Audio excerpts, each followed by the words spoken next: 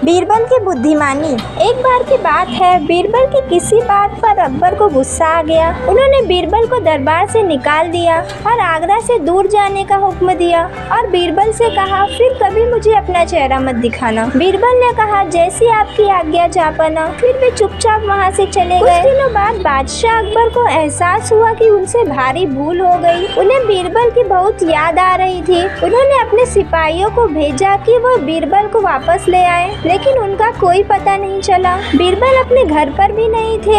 यह कोई नहीं जानता था कि बीरबल कहाँ है। बादशाह अकबर ने उन्हें खोजने का बहुत प्रयास किया, लेकिन बीरबल के बारे में उनके परिवार वालों को भी कोई जानकारी नहीं थी। एक दिन बादशाह के दरबार में एक साधु महाराज अपने 2 शिष्यों के साथ पधारे। उनके शिष्यों ने दावा किया कि उनके गुरुजी दुनिया के सबसे बुद्धिमान आदमी है। बादशाह अकबर ने सोचा कि क्यों न वे उस साधु को बीरबल की जगह रख ले, लेकिन वे पहले उसकी परीक्षा लेना चाहते थे। बादशाह ने दरबारियों से कहा कि वे साधु से कठिन सवाल पूछे।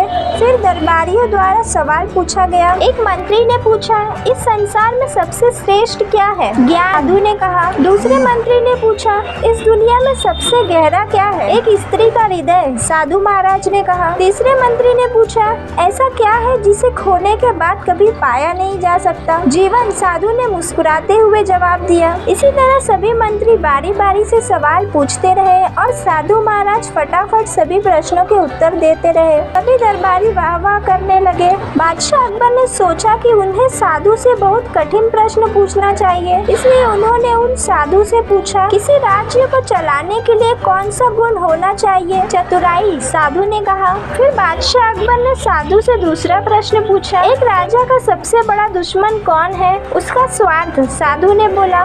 बादशाह अकबर ने साधु से अगला प्रश्न पूछा, क्या तुम कोई जादुई करिश्मा दिखा सकते हो? साधु ने कहा, मैं उस व्यक्ति को आपके सामने ला सकता हूँ जिससे आप मिलने की इच्छा रखते हैं। यह सुनते ही बादशाह अकबर उत्साहित हो उठे। उन्हें कई दिनों से बीरबल की बहुत याद आ रही थी। आज उन्हें अपने मन की बात कहने का अवसर मिल गया। बादशाह बोले, मुझे अपने बीरबल की बहुत याद आ रही है, मैं उनसे मिलना चाहता हूँ। साधु ने उसी समय अपनी नकली दाढ़ी और मूंछ उतार दी। बीरबल ही साधु के वेश में वहाँ आए थे। समस्त दरबारी बीरबल को देखकर चकित रह गए। बादशाह अकबर अपने बीरबल को अपने सामने देखकर खुशी से झूम उठे। उन्होंने बीरबल के सहायक बने शिष्यों को भी इनाम देकर दरबार से विदा किया।